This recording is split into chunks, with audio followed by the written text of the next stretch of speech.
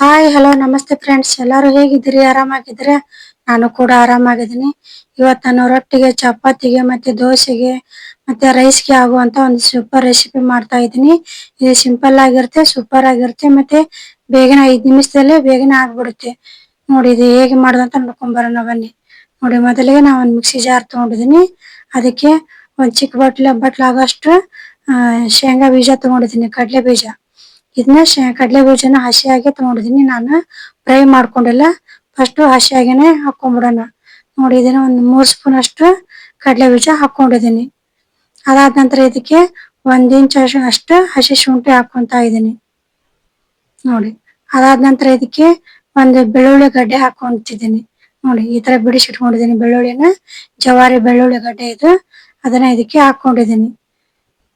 ಅದಾದ ನಂತರ ಇದಕ್ಕೆ ಅರ್ಧ ಈರುಳ್ಳಿ ಹಾಕೊಂತ ಇದ್ದೀನಿ. ಇನ್ನ ಅರ್ಧ ಈರುಳ್ಳಿನ ಆಮೇಲೆ ಹಾಕೊಂತೀನಿ. ಇವಾಗ ಅರ್ಧ ಈರುಳ್ಳಿನ ಹಾಕೊಂತ ಇದ್ದೀನಿ. ಇನ್ನೊಂದು ಅರ್ಧ ಆಮೇಲೆ ಹಾಕೊಂತೀನಿ, ಸ್ಕಿಪ್ ಮಾಡಿದೆ ನೋಡಿ.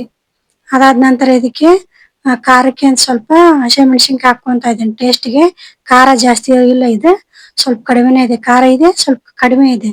ಅದಕ್ಕೆ ಇದನ್ನ 4 ಹಸಿಮೆಣಸಿನ್ಕಾಯಿನ ಹಾಕೊಂಡಿದ್ದೀನಿ. ನೀವು ಖಾರ ನೋಡ್ಕೊಂಡು ಹಾಕೋಬಹುದು.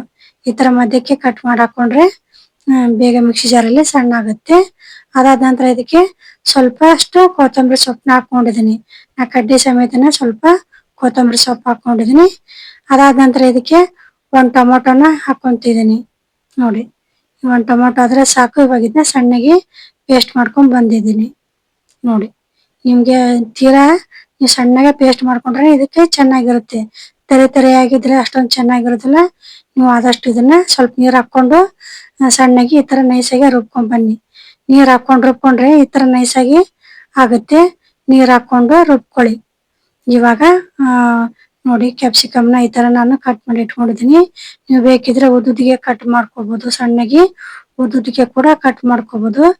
ನೋಡಿ, ನಾನು ಈ ತರ ಕಟ್ ಮಾಡ್ಕೊಂಡಿದ್ದೀನಿ. ನೋಡಿ, ಇಷ್ಟು ಕಟ್ ಮಾಡ್ಕೊಂಡ್ರೆ ಸಾಕು. ಬೇಕಿದ್ರೆ ನೀವು ಇದನ್ನ ಒಂದ್ಸಾರಿ ಎಣ್ಣೆಲಿ ಕೂಡ ಫ್ರೈ ಮಾಡ್ಕೊಂಡು ತಗೋಬಹುದು, ಹಾಗೆ ಕೂಡ ತಗೋಬಹುದು. ಇವಾಗ ಇದಕ್ಕೆ ಒಗ್ಗರಣೆ ಹಾಕೋಣ ಬನ್ನಿ. ನೋಡಿ, ಮೊದಲಿಗೆ ಒಂದು ಪಾತ್ರೆನ ಕಾಯ್ದಕ್ಕೆ ಇಟ್ಕೊಂಡಿದ್ದೀನಿ, ಬಾಣ್ಲಿನ. ಅದಕ್ಕೆ ಎಣ್ಣೆ ಹಾಕೊಂತೀನಿ. ನೋಡಿ, 1 ಸ್ಪೂನ್ ಅಷ್ಟು ಎಣ್ಣೆ ಆದ್ರೆ ಸಾಕು. ಇದಕ್ಕೆ ಜಾಸ್ತಿ ಎಣ್ಣೆ ಇಡೋದಿಲ್ಲ. ನಾವು ಆಲ್ರೆಡಿ ಶೇಂಗಾ ಹಾಕೊಂಡಿದೀವಲ್ವಾ, ಅದಕ್ಕೆ ಸ್ವಲ್ಪ ಎಣ್ಣೆ ಹಾಕೊಂಡ್ರೆ ಸಾಕು. ನಂತರ ಇದಕ್ಕೆ 1/4 ಟೀ ಸ್ಪೂನ್ ಅಷ್ಟು ಸಾಸಿವೆ ಹಾಕೊಂಡಿದ್ದೀನಿ. ಸಾಸಿವೆ ಎಲ್ಲ ಚಟಪಟ ಅಂದ್ರೆ ಸಾಕು. ಇದಕ್ಕೆ ಸಾಸಿವೆ ಸ್ವಲ್ಪ ಚಟಪಟ ಅಂದ ನಂತರ ಜೀರಿಗೆ ಹಾಕೊಳ್ಳಿ. ಮೊದ್ಲೇ ಹಾಕೊಂಡ್ಬಿಟ್ರೆ ಜೀರಿಗೆ ಬೇಗನೆ ಸೇದ್ ಬಿಡುತ್ತೆ. ಮತ್ತೆ ಸಾಸಿವೆ ಒಂಥರ ಬಾಯಿ ಸಿಕ್ಕಾಗ ಒಂಥರ ಇಸ್ಗಚ್ಚ ತರ ಆಗತ್ತೆ.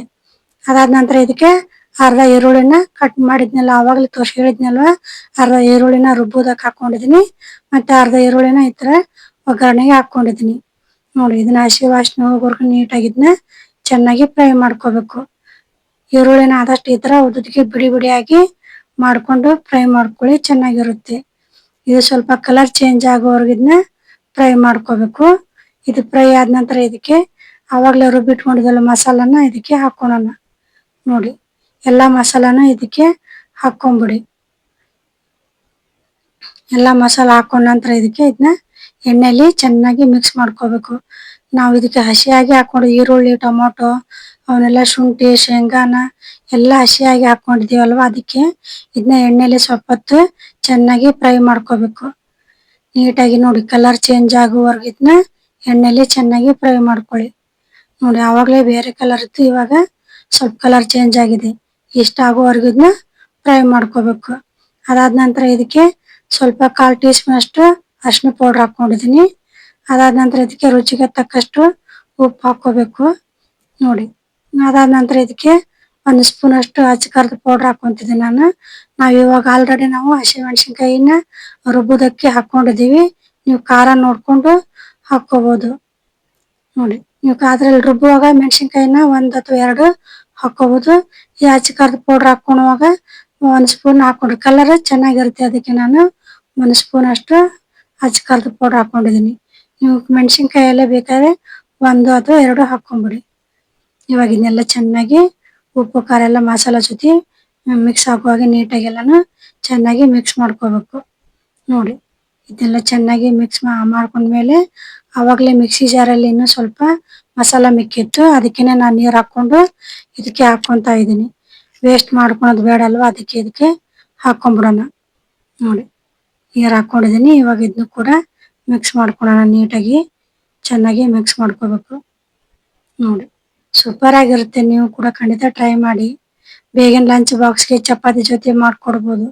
ಇದನ್ನ ಮತ್ತೆ ದೋಸೆ ಜೊತೆ ಅದ್ನ ಆಲೂಗಡ್ಡೆ ಅದನ್ನ ತಿಂದು ಬೋರ್ ಆಗಿದ್ರೆ ಈ ತರ ಕೂಡ ಮಾಡ್ಕೋಬಹುದು, ಚೆನ್ನಾಗಿರುತ್ತೆ.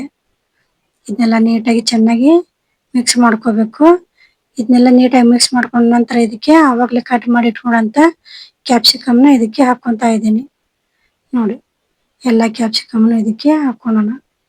ಎಲ್ಲ ಹಾಕೊಂಡ ನಂತರ ಇದನ್ನ ಮಿಕ್ಸ್ ಮಾಡ್ಕೋಬೇಕು. ನೋಡಿ ಈ ಕ್ಯಾಪ್ಸಿಕಮ್ ಜೊತೆ ಎಲ್ಲ ಮಸಾಲೆ ಜೊತೆ ಎಲ್ಲ ಚೆನ್ನಾಗಿ ಮಿಕ್ಸ್ ಆಗೋ ಹಾಗೆ ಇದನ್ನ ನೀಟಾಗಿ ಎಲ್ಲಾನ ಮಿಕ್ಸ್ ಮಾಡ್ಕೋಬೇಕು. ನೋಡಿ ಇದಕ್ಕೆ ಬೇಕಿದ್ರೆ ಇನ್ನೂ ಸ್ವಲ್ಪ ನೀರ್ ಹಾಕೊಂಡು ನೀವು ಮಿಕ್ಸ್ ಮಾಡ್ಕೊಂಡಿದ್ದೆ. ನಾನು ಇದಕ್ಕೆ ಇನ್ನೂ ಸ್ವಲ್ಪ ನೀರ್ ಹಾಕೊಂಡು ಮಿಕ್ಸ್ ಮಾಡ್ಕೊಂಡಿನಿ. ನೀವು ಕೂಡ ಇನ್ನೂ ಸ್ವಲ್ಪ ಮಿಕ್ಸ್ ಮಾಡ್ಕೊಂಡು ನೀರ್ ಹಾಕೊಂಡು ಮಿಕ್ಸ್ ಮಾಡ್ಕೊಳ್ಳಿ. ನೀವು ಚಪಾತಿಗೆ ಆಗುತ್ತೆ ಮತ್ತೆ ರೈಸ್ಗೂ ಕೂಡ ಆಗುತ್ತೆ. ಅದಕ್ಕೆ ಇನ್ನೂ ಸ್ವಲ್ಪ ನೀರ್ ಹಾಕೊಳ್ಳಿ. ಇದಾದ ನಂತರ ಇದಕ್ಕೆ ಅರ್ಧ ಸ್ಪೂನ್ ಅಷ್ಟು ಗರಂ ಮಸಾಲ ಪೌಡರ್ ಹಾಕೊಂಡಿದೀನಿ. ನೀವು ಬೇಕಿದ್ರೆ ಚಿಕನ್ ಮಸಾಲ ಪೌಡರ್ ಹಾಕೋಬಹುದು, ಮತ್ತೆ ಸಾಂಬಾರ್ ಮಸಾಲ ಪೌಡರ್ನ ಹಾಕೋಬಹುದು. ಇವಾಗ ಇದನ್ನು ಕೂಡ ನೀಟಾಗಿ ಎಲ್ಲಾನ ಚೆನ್ನಾಗಿ ಮಿಕ್ಸ್ ಆಗೋ ಹಾಗೆ ಮಿಕ್ಸ್ ಮಾಡ್ಕೊಳ್ಳೋಣ. ನೋಡಿ ಇದು ಚಪಾತಿಗೆ ರೊಟ್ಟಿಗೆ ಸೂಪರ್ ಆಗಿರುತ್ತೆ. ನೋಡಿ ಮತ್ತೆ ಸಾಂಬಾರನ್ನು ಮಾಡ್ಕೊಳ್ಳೋಂತ ಅವಶ್ಯಕತೆ ಇರೋದಿಲ್ಲ. ಇದನ್ನೇ ಕೂಡ ರೈಸಿನ ಜೊತೆ ಇದನ್ನು ಕೂಡ ತಿನ್ಬೋದು. ಇವಾಗ ಇದನ್ನೆಲ್ಲ ಚೆನ್ನಾಗಿ ಮಿಕ್ಸ್ ಮಾಡ್ಕೊಂಡು ಇವಾಗ ಇದನ್ನ ಒಂದ್ ಮುಚ್ಚಳ ಮುಚ್ಚಿ ಒಂದ್ 3 ನಿಮಿಷನಾದ್ರೂ ಬೇಯಿಸ್ಕೊಳ್ಳೋಣ. ನಾವು ಕ್ಯಾಪ್ಸಿಕಮ್ನ ಹಾಗೆ ಎಣ್ಣೆಲಿ ಏನು ಫ್ರೈ ಮಾಡ್ಕೊಂಡಿಲ್ಲ, ಹಾಗೆ ಹಾಕೊಂಡಿದೀವಲ್ವ, ಅದಕ್ಕೆ ಉಪ್ಪು ಖಾರ ಹಿಡ್ಕೊಳೋ ಹಾಗೆ ಇದನ್ನ ಬೇಯಿಸ್ಕೋಬೇಕು. ನೋಡಿ ಇದು ಎಣ್ಣೆ ಎಲ್ಲ ಬಂದಿದೆ ಮೇಲ್ಗಡೆ, ಇವಾಗ ಆಗಿದೆ ಅಂತ ಅರ್ಥ. ನೋಡಿ ಎಣ್ಣೆ ಎಲ್ಲ ಹೇಗ್ ಕಾಣ್ತಿದೆ ಅಂತ. ಈ ತರ ಎಣ್ಣೆ ಎಲ್ಲ ಕಂಡ್ರೆ ಇದು ಆಲ್ಮೋಸ್ಟ್ ಎಲ್ಲ ಆಗಿಬಿಟ್ಟಿರುತ್ತೆ. ಇವಾಗ ಒಂದ್ಸಾರಿ ಇದನ್ನ ಮಿಕ್ಸ್ ಮಾಡ್ಕೊಂಡ್ಬಿಡೋಣ. ನೋಡಿ ಈ ತರ ಇದೆ. ನಿಧಾನಕ್ಕೆ ಎಲ್ಲಾನ ಚೆನ್ನಾಗಿ ಮಿಕ್ಸ್ ಮಾಡ್ಕೊಂಡ್ಬಿಡಿ. ನೋಡಿ ನೋಡಿ ಎಲ್ಲ ಚೆನ್ನಾಗಿ ಬೆಂದಿದೆ. ಕಾಣಿಸ್ತಿದೋ ಇಲ್ಲ, ಸ್ವಲ್ಪ ಬ್ರೈಟ್ನೆಸ್ ಕಡಿಮೆ ಮಾಡಿ ತೋರಿಸ್ತೀನಿ. ಬ್ರೈಟ್ನೆಸ್ ಇರುತ್ತೆ ಚೆನ್ನಾಗಿ ಕಾಣಿಸೋದಿಲ್ಲ. ನೋಡಿ ಇವಾಗ ನೋಡಿ ಸೂಪರ್ ಆಗಿದೆ. ನೋಡಿ ಕಲರ್ ಅದು ಸೂಪರ್ ಆಗಿದೆ. ಅಚ್ಚ ಖಾರದ ಪೌಡರ್ ಸ್ವಲ್ಪ ಜಾಸ್ತಿ ಹಾಕೊಂಡ್ರೆ ಈ ತರ ಕಲರ್ ಬರುತ್ತೆ. ಮೆಣಸಿನ್ಕಾಯಿನ ನೀವು ಆದಷ್ಟು ಒಂದ್ ಹಾಕೊಂಡು ಮಾಡ್ಕೊಳ್ಳಿ. ನಾವು ಸ್ವಲ್ಪ ಖಾರ ಜಾಸ್ತಿ ತಿನ್ನೋದ್ರಿಂದ ನಾ ಮೆಣಸಿನ್ಕಾಯಿನ ಜಾಸ್ತಿ ಹಾಕೊಂಡಿದ್ದೀನಿ. ನೀವು ಖಾರ ನೋಡ್ಕೊಂಡು ಹಾಕೋಬಹುದು. ಇವಾಗ ನೋಡಿ ಒಂದು ಬೌಲ್ಗೆ ತಕೊಂಡಿದ್ದೀನಿ.